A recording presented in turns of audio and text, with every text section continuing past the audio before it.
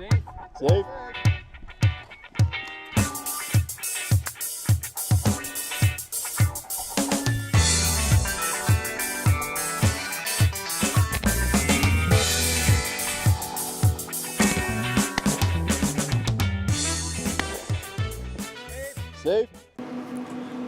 Hey, what's up, guys? So, today we're going to talk about the gun laws in Australia. The main reason why we're doing this is because of recently in Florida, here in the US, we had the mass shooting at the school. We had, over the years, we've had mass shootings: Las Vegas, Columbine, California, everywhere, it seems, which is really sad. And of course, every time that happens, it becomes a huge war here in the United States of the people who are pro-gun versus the people who want to get rid of guns, or firearms, I should say, here in the United States. Now, as many of you know, the United States has a constitution, and in that constitution we have the Second Amendment, which gives us the right to bear arms. But all that aside, one of the things that I see as the talking points for the people who are anti-gun is they like to use examples. Alright, so they like to use, what I've seen recently actually was an example, and this was on a CNN chat room. I was watching a live news feed on CNN, and well, it'd be on this side for you guys.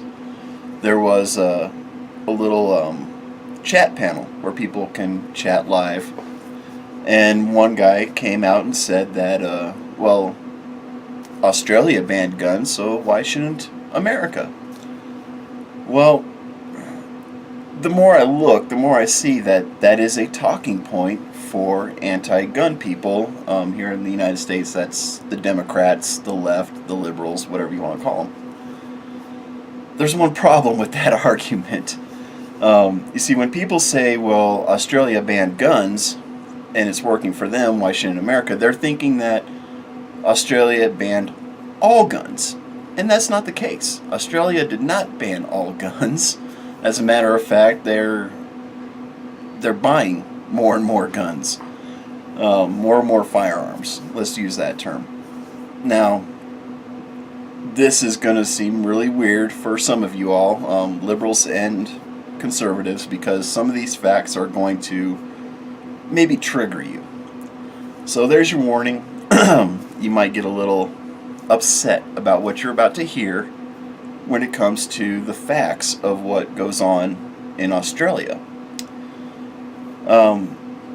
If for any of you who want to argue this, look, I'm going to put my references of all my research into this topic in the comments below, or in the description below rather. So you can fact check me all you want. I don't care. But let's get into it. Let's start with, and I am looking up. I've got my notes up on my computer screen behind you. Well, behind you. So, Australia changed their gun laws, I believe. I'm not 100% sure on this. I forgot to look it up. I believe it was in 1996.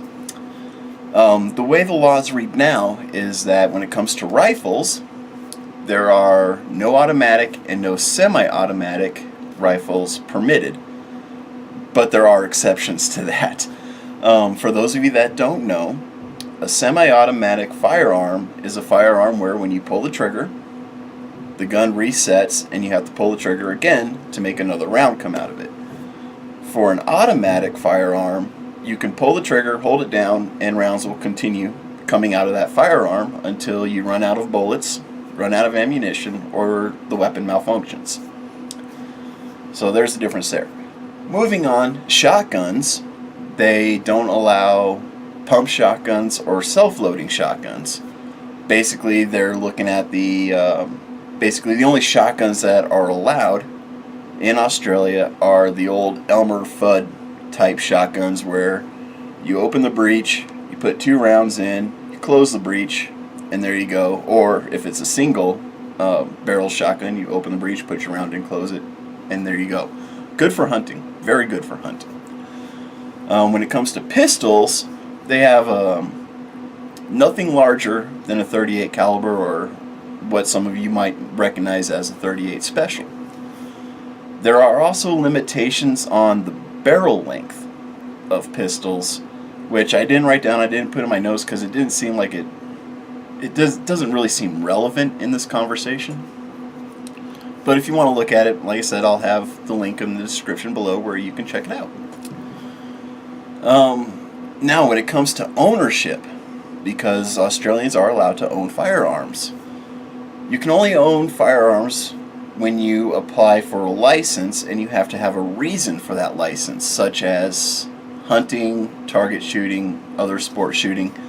Self-defense is not a valid reason to get a license in Australia, which seems really weird because if you already have, say, a 38 Special, somebody breaks into your home and you shoot them with that 38 Special, that would be self-defense.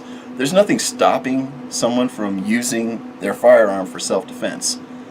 So I don't understand why self-defense is not permissible to get a license for a handgun or a firearm in Australia. It doesn't make any sense. Moving on, the minimum age in Australia, because this one has come up as well here in the United States, the minimum age is 18. You have to be at least 18 in order to purchase a firearm in Australia. However, if you have supervision, you can be as young as 10 years old to purchase a firearm in Australia. Neat. What they mean by supervision, I don't know. I didn't go really too in depth. There's so much stuff that I found out that I just wanted to get a summary of everything, and I didn't want to go into depth. Go into it to where this video will be 8 hours long. But we'll just keep moving on. I know here in the States you have to be at least 18 years old. There might be some exceptions depending on what state, what city, what county you live in, and that's kind of the big thing here in the States is we don't have a standardized system, so to speak.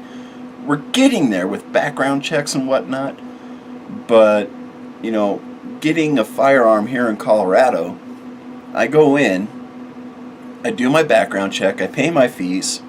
When the background check comes back clear, I can purchase my firearm, I can purchase my ammo, I can take it all out to my car and go home on the same day within an hour, maybe 2. And my screensaver wants to come on. There we go. So that's going to happen a lot, apparently. But if I go to, say, Illinois to try to purchase a firearm, I'll be automatically declined because I am not a resident of Illinois. So you see how there's differences there. You can be a resident of any state and purchase a firearm in Colorado, but you have to be a resident in Illinois in order to purchase a firearm in Illinois. So nothing is standardized here in the United States except for background checks. And even the background checks have their faults here in the United States, let's be honest. I'm pro-gun, but we got to look at this in an honest way. We got to admit that we have faults in our system, and that's one of our faults. We're not very standardized. Moving on, since we're talking about background checks, in Australia, background checks include criminal background, physical health, addictions, domestic violence, and mental health. Now, already, if you know anything about the way the United States background checks work, you already know that there's 2 big differences there already. In the United States, you don't have to have, they're not looking at your physical health on whether or not you're even capable of handling the firearm you're purchasing, and because of the HIPAA rules, they don't look at your mental health either. So I'm not sure about the physical health aspect. I don't know if that would be good for the United States or not. Let's face it, there's a lot of people here in the U.S. who are not very physically healthy. But going to the mental health aspect, that's something that we want to look into. That's something that I am pro for. I would love to see the HIPAA rules go away here in the United States to include mental health in the background checks. But in order for that to work, our background checks have to work properly, and they have to be across the board, the same across the board. When the FBI gets those background checks, they have to have people look at them. Now, if that means you have to wait a day or two or even a week before you can pick up your firearm, then so be it. I would rather wait a week to get my new rifle than to know that I can get a rifle the same day, being, wanting to kill somebody or kill myself. It's really weird because we're actually going to see a contradiction in the mental health aspect of Australia's ownership, the license program, to actual stats in Australia. Stand by, we're going to get to that.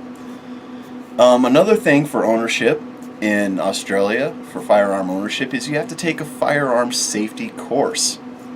Not just once, but once every year to 5 years, depending on what type of license you get. And that's another thing with Australia, is you get a license for certain firearms. So, as an example, I don't know if this is true or not, but as an example, let's just say you're wanting to buy a shotgun, so you need a shotgun license. Basically, with that license, it means you can't have a rifle or a handgun. It means you're only allowed to own a shotgun. So, yeah, there it is. Also, with ownership in Australia, you must re-qualify every year or every 5 years. Also, depending on the license that you get. So I think that's something that the United States should probably adapt, is if before you go in to purchase a firearm, you have to show proof that you went through a firearm safety training course, saying, hey, look, I know how to safely operate my firearm, I know how to safely stow it, I know all the rules and what I need to do if the firearm is stolen, and so on and so forth. There's lots of things that you need to know when you own a firearm if you're going to be a responsible firearm owner. So those are basically the laws in Australia as it stands right now. Those are the requirements in order to get a firearm in Australia. Let's go on to some of the stats. Now this I found really interesting. For privately owned firearms, in 1975, there was 2.05 million privately owned firearms in Australia. In 2016, there was 3.2 million. That's a difference of an additional 1.1 million, also 1.1 million, or 1,145,000 is what it comes out to. So, since 1975 to 2015, Australia has gained privately owned firearms 1,145,000. Another interesting fact is that in 2015, Australia imported 104,000 firearms. That's just in 2015 alone. So, they're obviously bringing in firearms. They're obviously legal. So saying that Australia banned firearms, not entirely true. Let's go on. Out of 178 countries, there's more than that, but out of 178 countries, Australia ranked number 25 for the number of firearms privately owned. That's a lot of firearms for one country when you consider they're number 25 out of 178. Firearm-related deaths. Alright, here's a good one. In 2015, in Australia, there was 211 firearm-related deaths. Here's the kicker. 177 of those were suicides. Now remember, just a few minutes ago, I was talking about their background check, how they have to pass a mental health assessment, but yet they have 177 suicides. So obviously their mental health assessment isn't working to prevent suicide by firearm in Australia when 177 out of 211 firearm deaths are suicides. 27 of those were murders or homicides, and the other 7 they classified as other, which I'm guessing would be like accidental firearm deaths. Yeah, you've seen videos, people looking down the barrel of the gun and the barrel or the firearm shoots. That would be considered accidental. Oh, so it's interesting the numbers. Like I said, 211 deaths in 2015. 177 of them were by suicide. So how does this all relate to what we have in the United States? I'm not going to go into it. Not a lot, anyways. But we got to look at population, and this is why the whole comparing Australia to the United States when it comes to firearm laws is a completely moot example. It's just the debate isn't there. It's like comparing a nuclear aircraft carrier to your frickin' dog Fido. There's no relation, none at all. For one, they don't have a Bill of Rights to protect human rights. They don't have anything to protect, like our Second Amendment. They don't have anything that says, hey, you're allowed to have firearms in their Constitution. You also got to look at their population. Alright, so for example, Australia has 24 million people in 2018. That was the latest census. And in the United States, there's 327 million in 2018. Now, if you do the math, that's over 13 and a half times the population of Australia. So what I'm getting at here is we're two vastly different countries with two very different cultures. In Australia, their culture is different, mainly in the point that out of the 24 million, almost all of those, 15 million of those people in Australia, are centered around 3 cities. Let me see, I'll check these notes here. Those 3 cities are Sydney with 4.9 million, Melbourne with 4.5 million, Brisbane with 2.3 million, Perth with 2 million, and Adelaide with 1.3 million. So we have 9 million people in Australia who are not in one of those 5 cities. So what does that mean?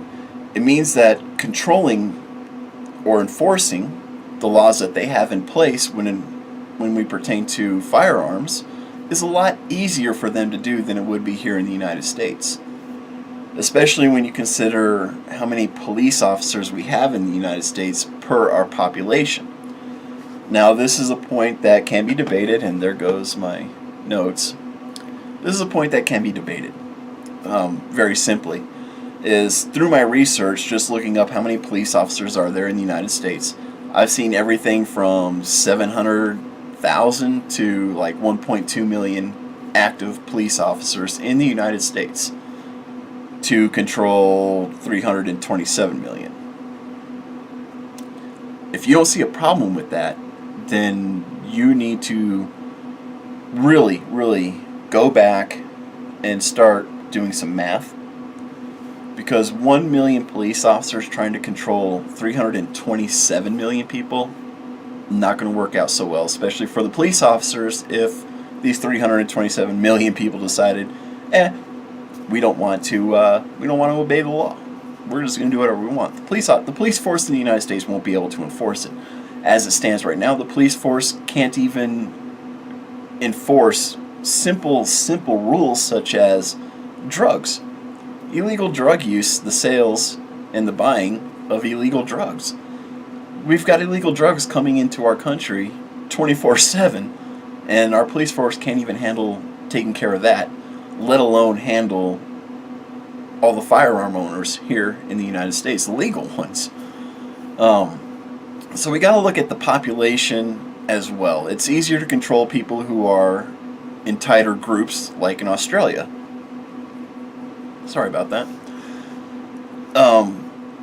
So having the majority of the population in 5 cities is a lot easier to control than having the majority of the population all over the country.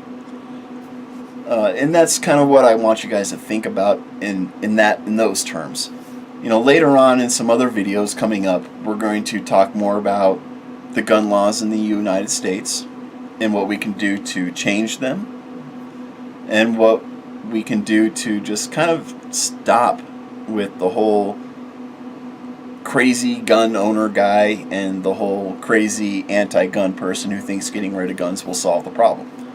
Because neither side's right. All right, just letting whoever own a gun in the United States is asking for disaster. Taking away guns from people who are sane and who just enjoy the sport of shooting or hunting is looking for a disaster as well, because those people are going to get pissed off. You're taking away their amendment rights. We're talking about the Constitution. More on that coming up. That'll be maybe another video or two down the line. I'm still doing some research for that. But this one on Australia, what do you guys think? We got they banned guns, but they really didn't. The only thing true about what liberals like to say when it comes to Australia and their gun laws is that no, since 1996, they have not had any mass shootings. So something's working out for them, and that's good. We need to find something that works for us, and banning guns, sadly, isn't it. As shown, even Australia still has a firearm problem. So, let me know what you guys think. Until then, be safe, be cool, have fun. We'll catch you next time. Thanks for watching.